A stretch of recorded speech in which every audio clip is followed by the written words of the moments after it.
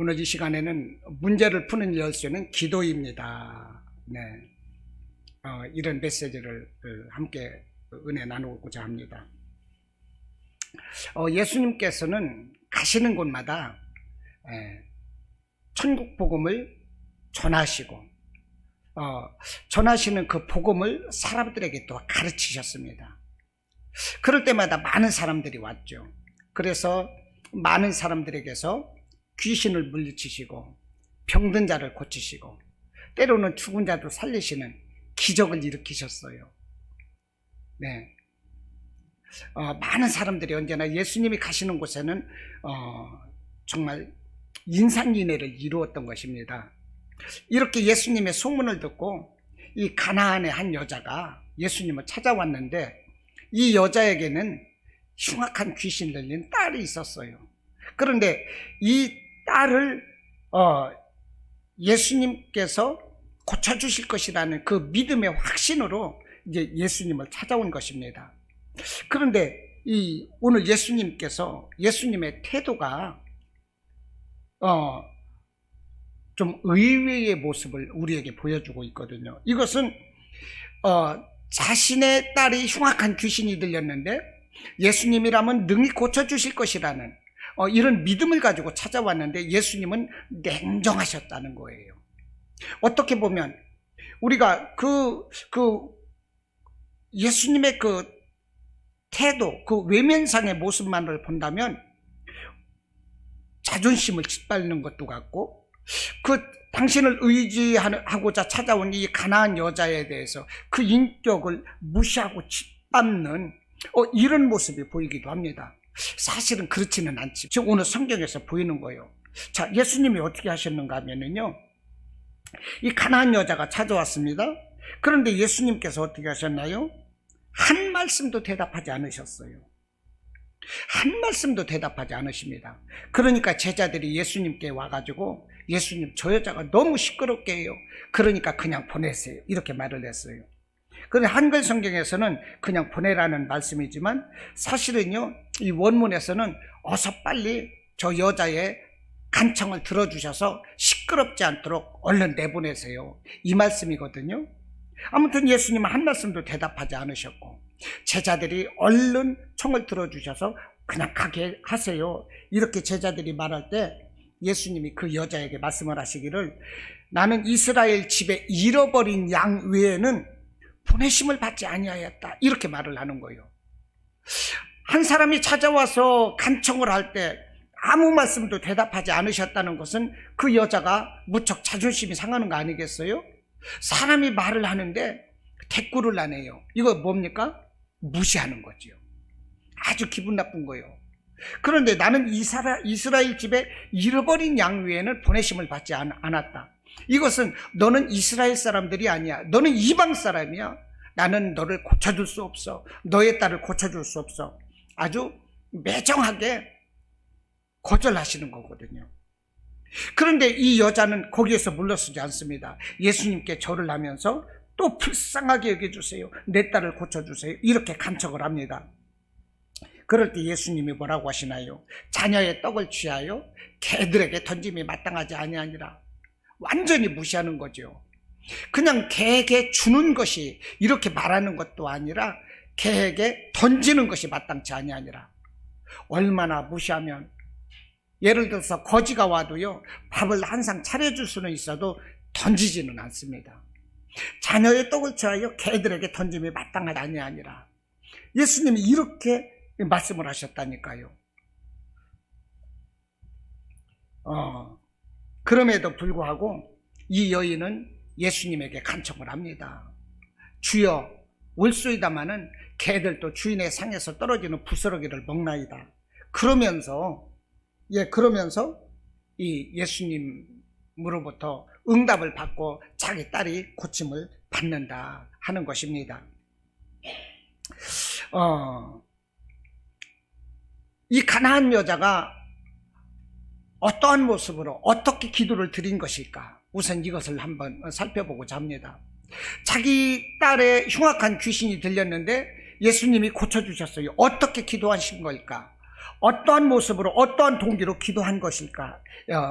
이것을 먼저 생각해 보고자 합니다.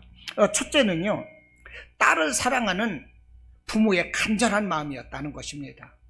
할렐루야. 사랑하는 마음으로, 딸을 사랑하는 간절한 그 부모의 마음이었다는 거예요.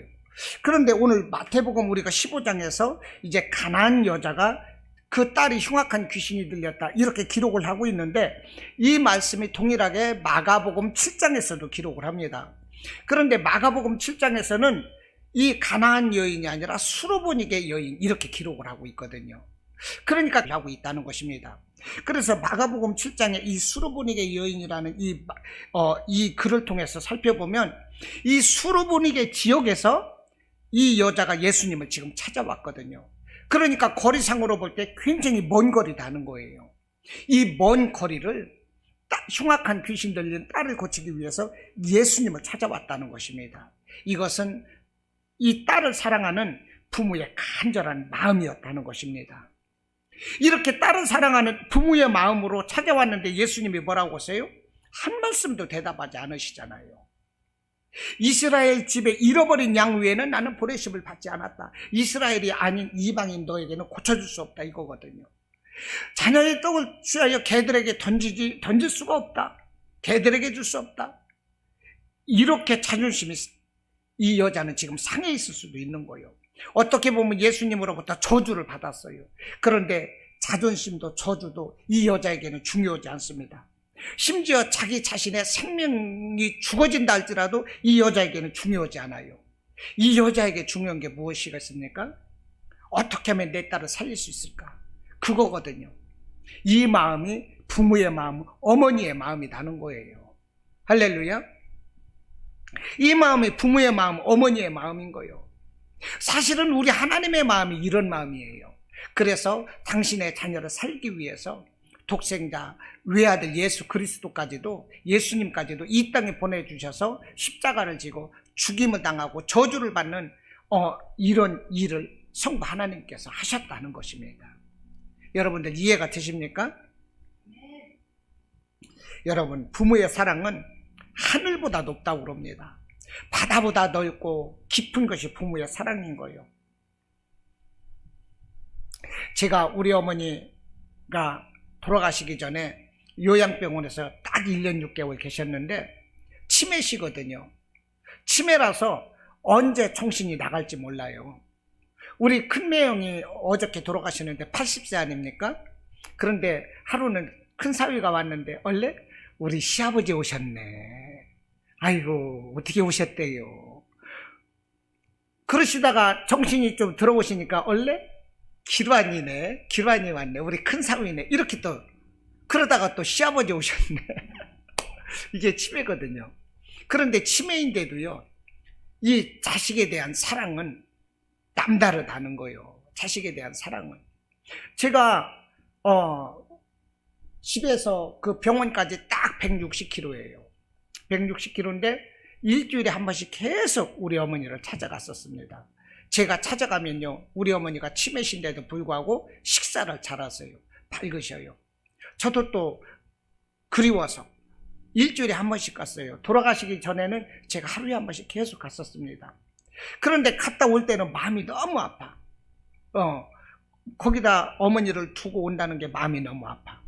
그런데 우리 어머니가 식사가 나왔는데 식사를 못 하세요. 이가 없어서. 틀니가 있는데 그 잘못될까봐 틀니를 빼놓고 음식을 이렇게 채 썰듯이 얇게 썰어가지고서 거기가 밥이 잘 나와요. 병원에서요. 이 국하고 같이 이 반찬하고 섞어서 이렇게 비벼서 주듯이 이렇게 해서 드리거든요. 그러면 우리 어머니는 그 숟가락으로 떠서 잡수시기만 하면 자동으로 넘어가고 소화가 되는 거예요. 그런데 그걸 잡수다가 저한테 뚝 떠서 아하 하고 먹으라고 주는 거예요. 저는 거짓말 아니라 더러워서 못 먹겠어. 우리 어머니 잡수는 거라도 비유가 안 받아서 못 먹어요. 그러면 더러워 이렇게 말을 못 하잖아요. 저는 배불러요. 그냥 금방 먹고 왔어요. 어머니 드셔 이래거든요. 근데 그렇게 하고 올라오려고 보니까 너무 마음이 아픈 거예요. 우리 어머니는 그러지 않으셨는데 너무 마음이 아픈 거야. 다음에는 내가 같이 밥 먹고 와야지, 이 생각이 들더라고요. 그래서 다음에 또 갔는데 또 밥을 떠서 하고 주시는 거예요. 이 어머니의 마음이 치매인데도 그대로 나타나는 거 아니겠어요? 하고 주시는데 그것을 제가요 넙죽 한번 받아 먹어봤어요. 근데 더럽지 않더라고. 그 먹을만 또 하더라고. 그래서 나중에는 밥 숟가락으로 우리 어머니 한 숟갈, 나 한 숟갈 이렇게 먹었어요. 그런데 그렇게 하고 오니까 너무나도 제가 기뻐요. 우리 어머니하고 같이 밥을 먹었다는 게. 그런데 제가 밥을 먹었을 때 그 표정, 옳지. 왜 어머니들이 그러잖아요. 자식들 아가 밥 먹어라 밥 먹어라 그러잖아요. 밥 안 먹다 밥 먹으면 옳지 하고 그 엄마들이 그렇게 기뻐하는 그 표정, 그 치매이신 우리 어머니한테 그 표정이 나오더라니까요. 이것이 바로 부모의 사랑인 거예요. 부모의 사랑. 이 지금 가난한 여자가 이와 같은 부모의 사랑으로 자기 딸을 고치고자 하는 그 마음으로 예수님을 찾아왔다는 것입니다. 그러니 예수님이 자존심을 상하게 한다 할지라도, 자기의 인격을 짓밟는다 할지라도 거기에 개념치 않는 거예요. 내 딸만 고칠 수 있으면 되는 거예요. 이 여자가 왜 나왔습니까? 예수님이라면 능히 고쳐줄 것이라는 그 믿음으로 왔거든요. 할렐루야. 그 믿음을 가지시기 바랍니다. 그 예수님에 대한 믿음 앞에서는 우리의 자존심, 우리의 인격 이런 건 아무것도 아닌 거예요. 그냥 믿음만, 확실한 믿음만 가지고 우리 주님께 나가면 그것으로 다 됩니다. 할렐루야. 이 가난한 여자는 정말 간절한 부모의 마음으로 예수님께 나왔다는 거예요. 이런 마음으로 우리가 살아야 돼요. 이런 마음으로 우리가 자녀를 위해서 지금 기도해야 될 때이고, 가정을 위해서 기도해야 되는 것이고, 우리 예수님이 이 제자들이 예수님이 십자가에서 이제 고난당할 때 그 많은 여자들이 찾아와서 예수님이 십자가에서 고난당하시는 것을 보고서 울었어요. 그럴 때 예수님이 그러셨습니다. 나를 위하여 울지 말고 너희와 너희 자녀를 위하여 울라. 우리 예수님이 마지막 하신 말씀이 그거예요. 우리는 부모의 마음으로 우리 가정을 위해서, 자녀를 위해서 울며 기도해야 될 때다 하는 것입니다. 여러분, 믿음을 가지시기 바랍니다. 간절한 마음으로 믿음을 가지시기 바라요. 우리가 때로는 기도할 때 기도가 응답이 없을 때가 있어요. 그렇게 보여요. 나의 기도가 그냥 허공을 맴돌 뿐이요, 전혀 희망이 없어요. 그렇게 보일지라도 여러분 절대로 포기하지 말고 간절한 마음으로 우리 주님께서 나의 기도를 듣고 계신다는 그런 마음으로 기도하시기를 바랍니다. 자, 또 두 번째는 끈질긴 기도했다는 거예요. 이 여자는 끈질기게 기도했습니다. 아까 말씀드렸지만 오늘 본문에서 뭐라고 말씀을 하십니까? 예수님께서 한 말씀도 대답하지 않으시는 거예요. 주여, 내 딸이 흉악한 귀신 들렸나이다, 불쌍히 여겨주세요. 이렇게 외치고 예수님께 간청을 하는데도 한 말씀을 대답하지 않아요. 너는 이스라엘 사람이 아니기 때문에 나의 은혜를 너에게 함께 나눌 수 없다고 말을 해요. 어떻게 자녀의 떡을 취하여 개들에게 던질 수 있겠느냐? 너는 개와 같은 사람이야, 안 돼, 이렇게 말해요. 자존심이 상하고 인격이 짓밟힘에도 불구하고 어떻게 해요? 포기하지 않아요. 다른 사람 같으면 아니 어떻게 그럴 수가 있습니까? 사람이 말하는데 어떻게 한 말씀도 안 할 수가 있어요? 그렇게 무시해도 되는 겁니까? 오히려 막 따지고 그럴 거 아니겠어요? 그런데 이 가난한 여자는 그렇지 않았다는 거예요. 그럴지라도 끈질기게, 그럴지라도 주여 나를 불쌍히 여겨주세요, 오히려 절하면서 더욱더 간절하게 간청했다는 것입니다. 여러분, 끈질긴 기도가 필요한 것입니다. 야곱이 어떻게 기도했습니까? 끈질기게 기도했어요. 이삭이 어떻게 기도했습니까? 오래 참음으로 기도했어요. 이삭과 리브가가 부부의 연을 맺었습니다. 믿음의 가정이었어요. 그런데도 불구하고 자녀가 없는 거예요. 이삭과 리브가가 몇 년을 기도해서 자녀를 낳습니까? 무려 20년을 기도한 거예요. 내게 자녀를 주세요. 20년을 기도했다니까요. 그럴 때 야곱이 태어나는 것입니다. 여러분, 끈질긴 기도, 오래 참는 기도, 응답 받을 때까지 기도하는 이런 기도가 있으시기를 바랍니다. 예수님께서 뭐라고 하셨습니까? 믿고 구한 것은 받은 줄로 알라. 믿고 구한 것은 받은 줄로 알라는 거예요. 내가 주여 주여 부르짖을 때 응답이 없는 것 같고 나의 외침이 허공에서 그냥 메아리 치다가 그냥 떨어지는 것 같은 그런 느낌일지라도 내가 믿고 구한 것은 하나님이 듣고 계시다는 것입니다. 할렐루야. 이와 같은 믿음으로 끈질기게 기도하시기를 바랍니다. 여러분, 우리가 기도하지 않고는 신앙생활 자체가 불가능한 것입니다. 하나님은 우리에게 사명을 주셨어요. 우리가 어떻게 이 사명을 감당할 것입니까? 기도해야 되는 거예요. 항상 끈질긴 기도. 할렐루야. 이런 기도가 있으시기를 바라요. 부산 세계롭교회 손현보 목사님, 제가 일찍이 말씀을 드렸잖아요. 고등학교를 졸업하면서 이제 대학교 이 연합고사 시험을 쳐서 합격을 했는데 등록금이 없는 거예요. 그래서 큰아버지한테 가서 새벽 예배 때 새벽에 나와서 등록금을 달라고 부르짖고 나서 엄마하고 같이 큰 집에 가서 등록금을 달라고 하니까 큰아버지가 오히려 큰 소리 쳤다잖아요. 너 돈이 몇 마지기냐? 돈 스마지기 가지고 대학교 가냐? 우리는 자녀들, 우리 애들 대학교 가르치는데 논이 몇 마지기가 들어가고 소가 몇 마리 들어가는데 논 스마지기 가지고 너 대학교 가려고 하냐? 나 못 해준다. 그래서 큰아버지 걱정하지 마세요. 하나님이 해주세요. 그러니까 뭐? 하나님이 해줘? 그래 한번 잘해봐라. 큰아버지가 그랬다잖아요.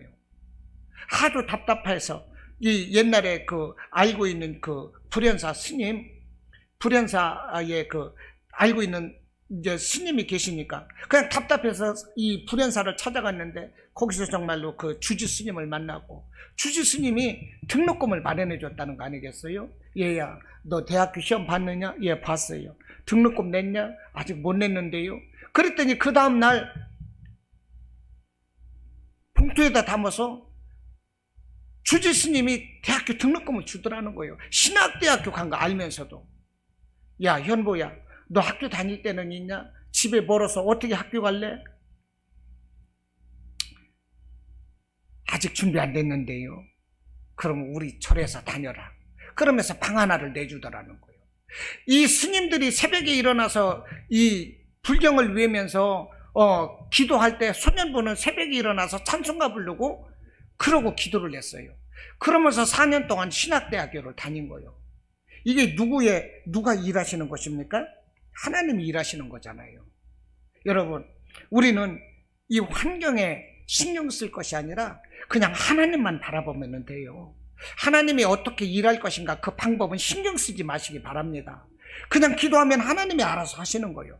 역사하시는 하나님의 방법은 수천 가지 다는 것입니다. 할렐루야.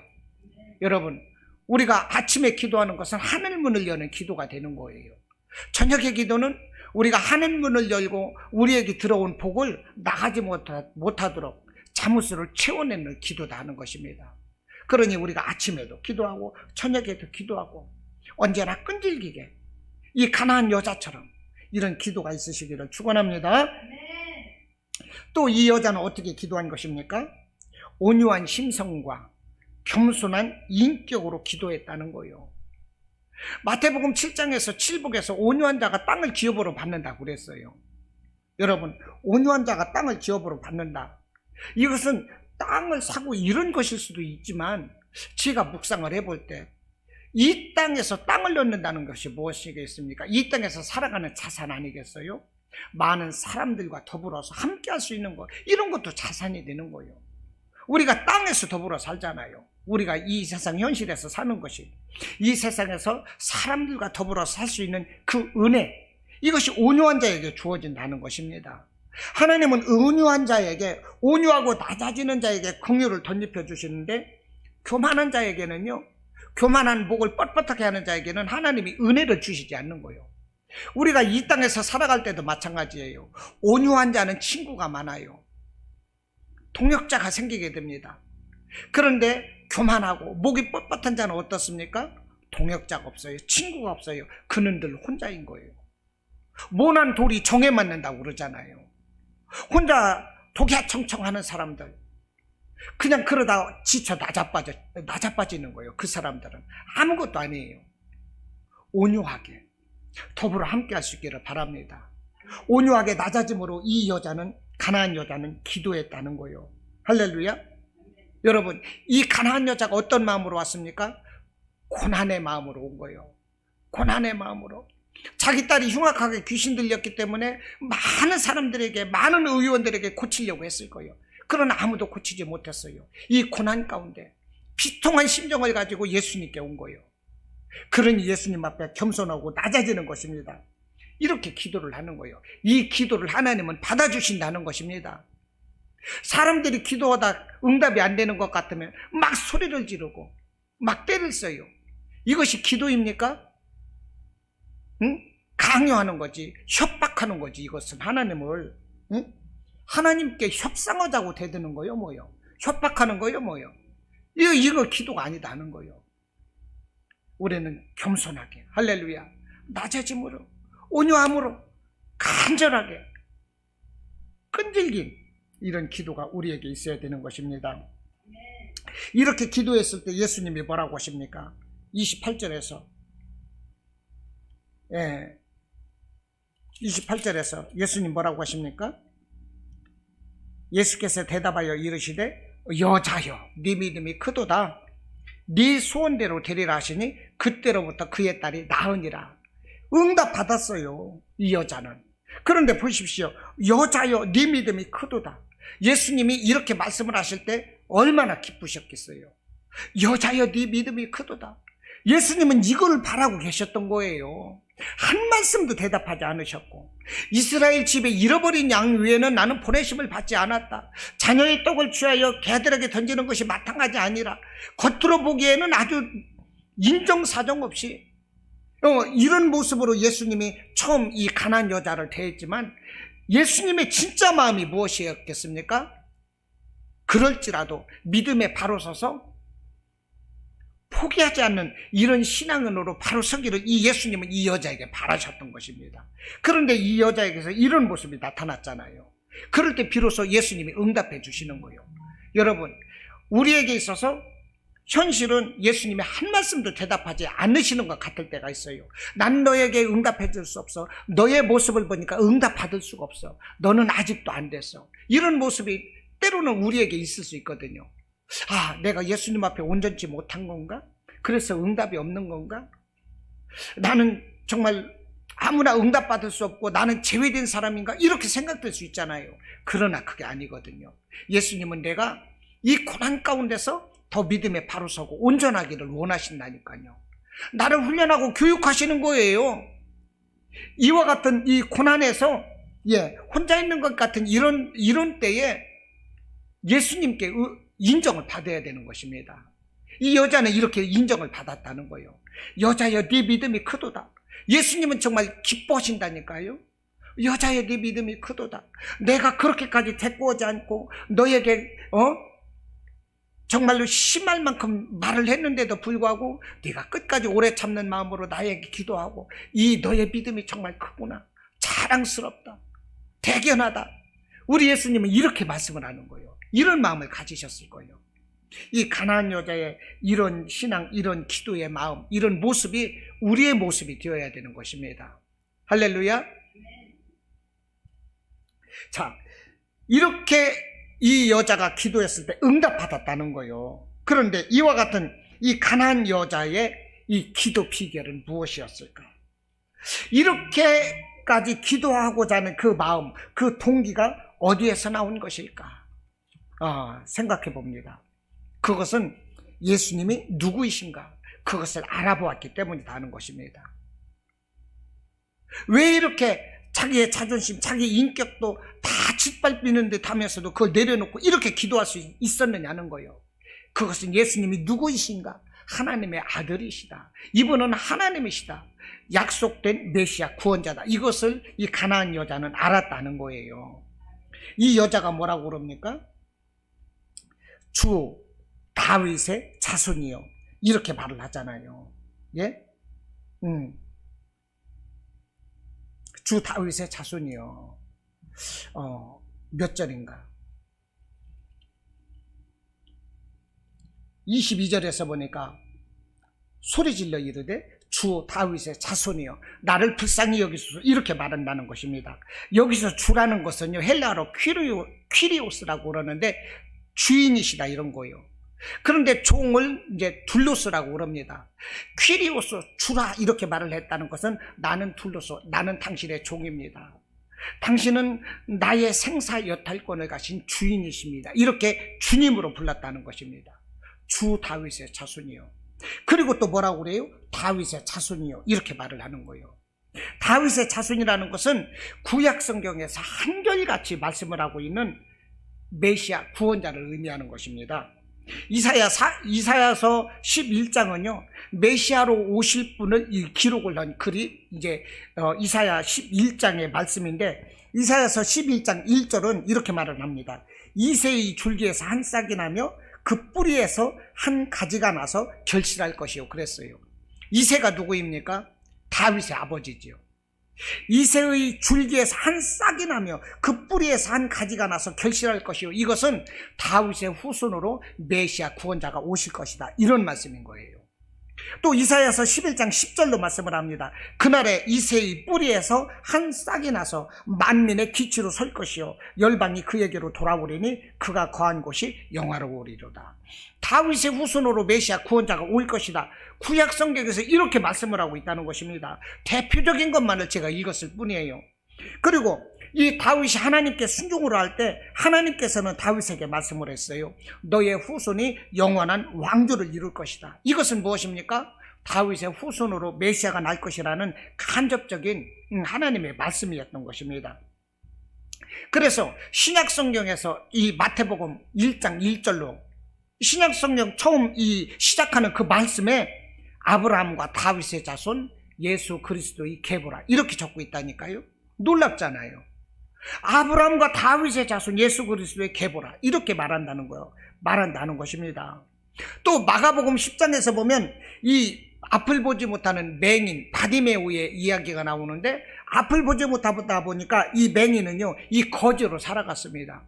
이런데 이 거지, 이 바디메오가 이 예수님께 나와서 다윗의 자손 예수요,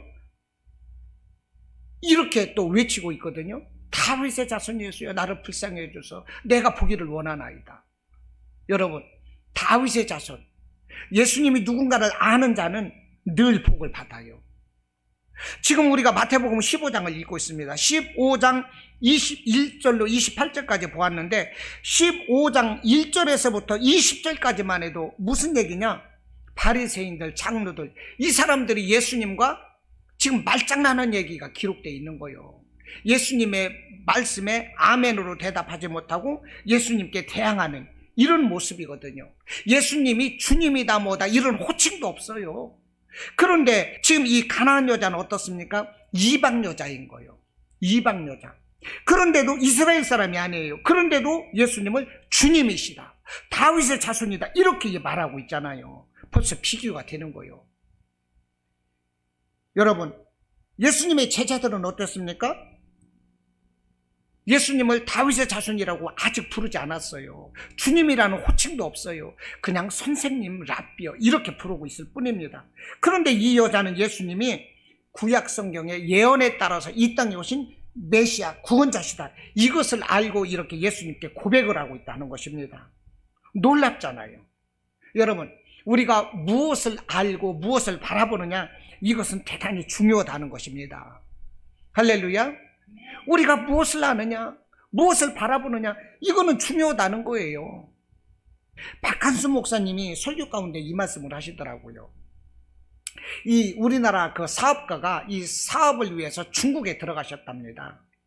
그런데 중국에서 이제 북한을 들어가시려고 이 두만강을 건너려고 하는데, 이 북한과 중국의 접경 지역이 두만강 아니겠어요? 근데 북한과 중국의 접경 지역에서 사람이 죽어서 썩고 있는 시체를 보았어요. 아마 북한에서 탈북하려다가 총에 맞아서 죽었나 본데, 북한과 중국 이 접경 지역에 있다 보니까 북한에서도 그 시신을 치우지 않고 중국에서도 치우지 않는 거예요. 그래서 그 시신이 거기서 썩어가고 있는 거예요. 너무 기가 막히더라는 것입니다. 사람이 어떻게 죽어서 썩어가는데도 아무도 치우지 않는가? 사람이 이렇게 무가치한 존재인가? 그건 아니지 않는가? 마음이 아팠다는 거예요. 그러고서 몇 년 후에 또 사업자 중국에 또 들어가서 이제 북한에 또 들어가려고 이 두만강을 건너려고 하는데 그 자리에서 사람이 또 죽어 있다라는 것입니다. 또 썩고 있는 거예요. 그러니까 북한에서 탈북을 하다 또 총에 맞았겠죠. 아무도 시신을 치우지 않더라는 것입니다. 야, 이 사람이 도대체 무언가? 사람은 존귀하게 이렇게 하나님께서 지으심을 받은 존재인데 왜 이 사람이 이렇게 이런 죽어서 시신이 썩어지는 이런 이 부당한 대접을 받아야 되나? 이런 생각을 하면서 야, 나는 지금 돈 벌 때가 아니다. 이런 생각을 했다는 거예요. 그러면서 그 사람이 사업을 접고 북한 사람들이 탈북하는 것을 도울 수 있는 선교사가 됐다는 것입니다. 탈북민을 돕는 선교사가 됐다는 거예요. 그러니까 내가 무엇을 바라보느냐, 이건 중요하다는 거예요. 내가 무엇을 바라보느냐에 따라서 나의 인생이 달라지는 것입니다. 나의 가치관, 나의 삶의 목표, 방향이 달라져요. 여러분은 무엇을 바라보십니까? 예수님 바라보시기를 바랍니다. 예수님의 십자가를 바라보시기를 바라요. 우리가 잘 알고 있는 와트슨은 주전자에서 물이 끓는 것을 보고 증기기관차를 발견했대요. 주전자에 물을 끓일 때 어떻습니까? 끓어 넘치면은 바닥바닥 하다 뚜껑이 그냥 들썩들썩 하다가 팍 튀어나가 버리잖아요. 아마 이 와트슨이 그것을 봤을 거예요. 야, 이 뜨거운 물이 엄청나게 힘이 세구나, 이 수증기가. 그러면서 그것을 가지고 증기기관차를 발견했대요. 예, 이 라이트 형제가 새가 날아가는 것을 보고, 야, 우리는 이 어떤 지점을 갈 때 이렇게 힘이 있던데 새는 정말로 쉽게도 빨리도 가는구나. 사람도 저렇게 이렇게 갈 수 있는 것은 없을까? 이것을 생각하다 비행기를 만들어냈다는 거 아니겠습니까? 그러니까 무엇을 바라보느냐 중요하다는 거예요. 여러분, 우리는 무엇을 바라보고 사느냐 하는 것입니다. 예수님의 십자가를 바라보고 계십니까? 주님을 바라보고 계십니까? 아니면 세상의 환경, 물질, 명예를 바라보십니까? 세상의 엔조이를 바라보십니까? 우리는 주님을 바라봐야 되는 거예요. 무엇을 바라보느냐, 어떤 인식을 가지고 살아가느냐, 이게 중요하다니까요. 요즘 우리 생활에 이 뉴스가 뭡니까? 코로나인 거예요. 코로나로 인해서 생활 자체가 힘들어요. 요즘 뉴스에 나오는 것이 무엇입니까? 차별금지법, 동성애법, 건강가정기본법, 이런 것이 막 뉴스에 나오잖아요. 국회의원들이 이것을 통과시키려고 막 하고 있잖아요. 그래서 건강가정기본법, 차별금지법, 이런 것을 반대 서명을 받고 있잖아요. 우리가 그거 서명해야 되는 거예요. 바로 알아야 되는 것입니다. 예를 들어서 전화기로 전화가 왔어요. 여보세요, 여기 리서치 기관인데요, 사람이 차별금지를 당하는 것은 옳게 생각하십니까? 옳지 않게 생각합니까? 이렇게 묻는다면 뭐라고 하겠어요? 아이, 차별금지 차별당해서는 안 되죠. 평등해야지요. 이렇게 말하지 않겠습니까? 이때 차별금지법을, 그러면 이 금지법을 제정을 한다면 이것을 찬성하십니까? 반대하십니까? 이걸 물어보면 누구든지 예, 찬성합니다, 이렇게 대답할 수밖에 없잖아요. 근데 차별금지법 속에 뭐가 들어있겠어요? 동성애, 이런 게 들어있는 거예요. 동성애 이런 것을 우리가 반대하잖아요. 이것은 누구나도 누릴 수 있는 이 권리를 폄훼해야 된다고 하나? 권리를 짓밟는 행위다, 빼앗는 행위다, 이것은 차별하는 행위다, 이런 것을 금해야 된다. 차별금지법 속에 이런 게 들어있다는 것입니다. 가정에서 남자는 대접받고 여자는 섬기고, 이런 것도 옛날 가부장적 이런 거 차별금지법, 이런 것은 고치는 게 좋은데 그 안에 동성애법이라든지, 응? 아니면은 남자와 여자가 결혼을 해서 부부가 되는 거 아니겠습니까? 그런데 동성애도 또 서로가 동거하면 부부로 인정을 해주겠다, 이 말이야. 이런 것을 우리는 반대하고 있거든요. 이런 것을 차별금지법이다, 건강가정기본법이다, 이런 말장난을 하고 있다니까요. 오늘 좌익 세력들이, 문재인 정부가 그 짓을 하고 있어요. 이런 것을 우리는 반대해서 막아야 되는 것입니다. 건강가정기본법이 뭐냐면 건강 가정 기본법을 얘기한다는 것은 그동안에 우리의 가정이 건강하지 못했다는 거 아니겠어요? 여기 리서치 기관인데요, 가정이 건강해야 되지 않겠습니까? 저는 예, 건강해야죠.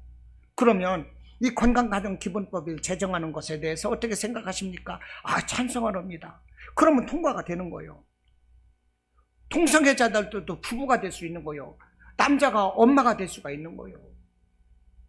이런 것이 건강가정 기본법이라니까요. 요즘 이 좌익 세력들이 말장난을 너무 잘해. 북한 보세요. 조선인민민주공화국.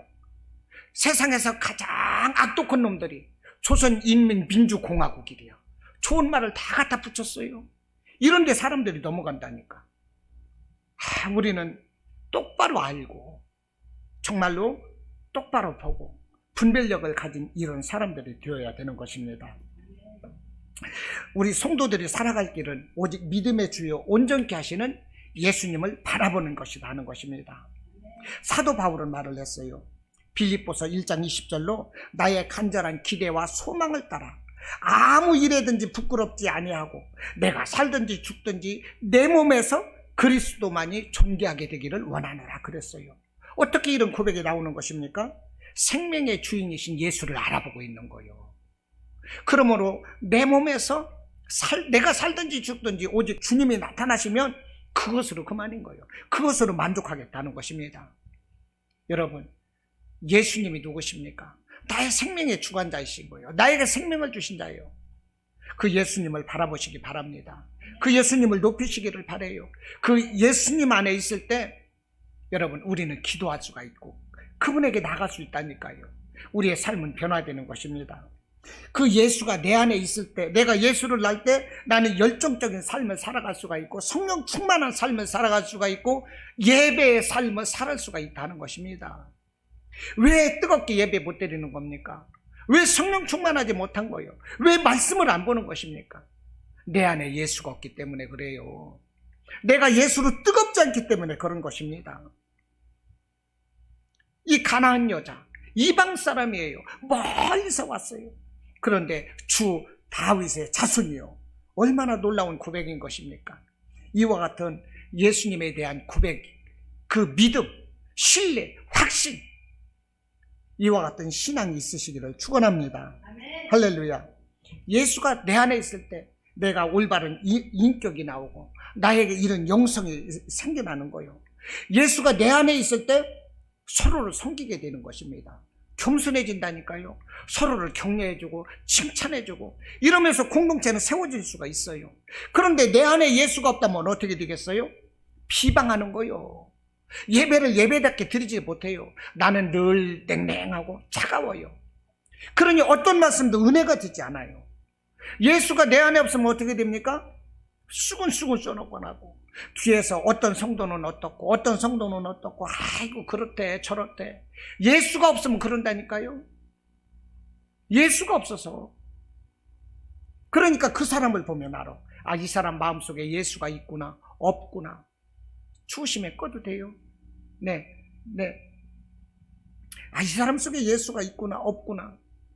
믿음의 말을 하고 세우는 말을 하고 섬기는 말을 하면 그 안에 예수가 있는 거예요. 그런데 수군대고 비방하고 헐뜯는 말을 하는 사람은 예수가 없는 거예요. 예수를 간직하시기를 바랍니다. 여러분, 신앙인이 되시기를 바랍니다. 우리는 신앙인이 되어야지 종교인이 되어서는 안 되는 거예요. 종교인이 되어서는 안 된다는 거예요. 우리가 잘 알고 있는 엘리 제사장이 있습니다. 그 아들 홈리와 비누아스가 있었어요. 그 홈리와 비누아스가 어떻습니까? 그들도 제사장이었어요. 그 아버지가 제사장이었기 때문에.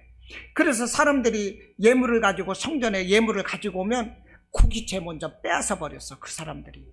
하나님은 삶은 고기보다 생고기를 좋아하신다. 내놔. 그러면서 뺏어가. 사람들이 안 주면 억지로 힘을 통해서라도 빼앗아 갔어요. 사람들과 그러면서 다퉜어요. 성전에서 봉사하는 여인들과 간통을 냈어요. 이게 왜 그렇습니까? 아버지에게서 예배는 드렸을 거잖아요. 하나님의 말씀 받았을 거잖아요. 그런데도 신앙인이 아니라 종교인이었다는 것입니다. 종교인. 종교인의 마음속에는 예수가 없는 거예요.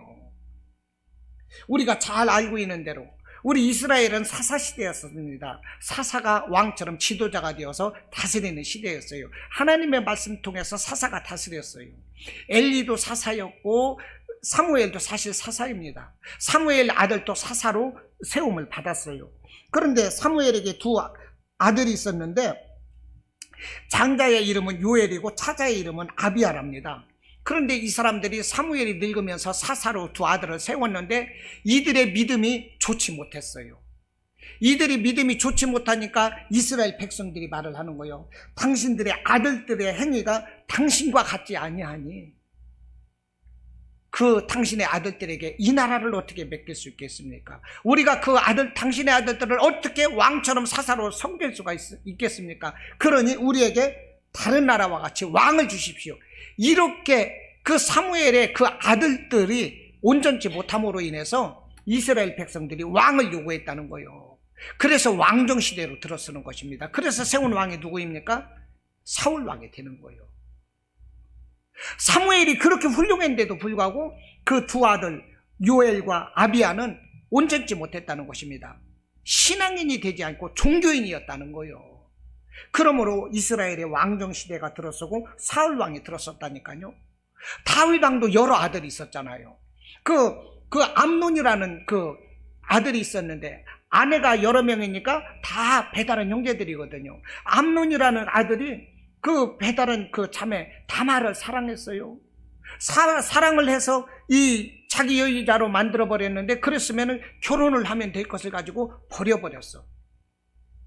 그러다 보니까 그 다말의 친형제 압살롬이가 있어요. 압살롬이가 이를 갈고 있다가 다말을 죽여버리는 거예요. 그리고 압살롬이가 나중에는 어떻게 돼요? 그 자기 아버지 다윗까지 죽이려고 난을 일으키잖아요. 그런데 다윗의 이 아들들이 왜 이런 삶을 살았어요? 그들도 예배를 드렸잖아요. 말씀을 들었잖아요. 절기 때 가서 예배를 드리고 안식일을 지키고. 그런데도 왜 이렇게 개차반인 삶을 살았습니까? 신앙인이 되지 못했다는 것입니다. 그러므로 우리는 신앙인이 되어야 돼요. 할렐루야. 내 안에 예수가 있어야 되는 것입니다. 내 안에 말씀이 있고 성령이 충만해야 돼요. 신앙인이 될 때 우리는 온전한 삶을 살아갈 수가 있는 것입니다. 여러분, 일가칭척이 돌아가실 때 저분은 예수 믿었네, 예수 믿지 않았네, 이런 마음이 여러분들 있었습니까? 슈퍼에 가서 물건을 살 때 그 안에서 만나는 사람들, 우리가 아는 많은 사람들, 이렇게 길거리에서 오고 가는 사람들, 저 사람들이 예수를 믿을까 믿지 않을까, 저 사람은 천국 갈까 지옥 갈까, 이것을 생각해 봤습니까? 그렇다면 내 안에 예수가 있는 거예요. 그런데 전혀 그런 것에 무감각하다면 내 안에 예수가 없는 것입니다. 예수가 있어야 돼요. 가나안 여자는 예수가 있어요. 하나님이 있어요. 그렇기 때문에 자기의 자존심, 인격 다 내려놓고 그 흉악한 딸을 위해서 하나님께, 예수님께 나왔다는 거예요. 여러분, 오늘 어떤 마음 자세로 교회에 예배드리러 오셨습니까? 예수를 가슴에 안고 모시고 왔습니까? 인정하고 환영하고 모셔드리는 그 마음으로 예배드리러 오셨습니까? 은혜 받고 하나님의 음성을 반드시 들어야 되겠다. 우리 주님을 뵙고 가야죠. 이 마음으로 오셨습니까? 이런 뜨거운 마음이 있으시기를 바랍니다. 가나안 여자의 이 신앙이 우리의 신앙이 되었고, 우리 신앙이 되고, 가나안 여자가 응답받은 이 축복이 우리의 축복이 되기를 바랍니다. 예수를 가슴에 뜨겁게 늘 모셔드리고 정말로 환영합니다, 인정합니다, 나의 주인으로 왕으로 모셔드립니다, 이런 고백이 있으시기를 주님의 이름으로 축원합니다.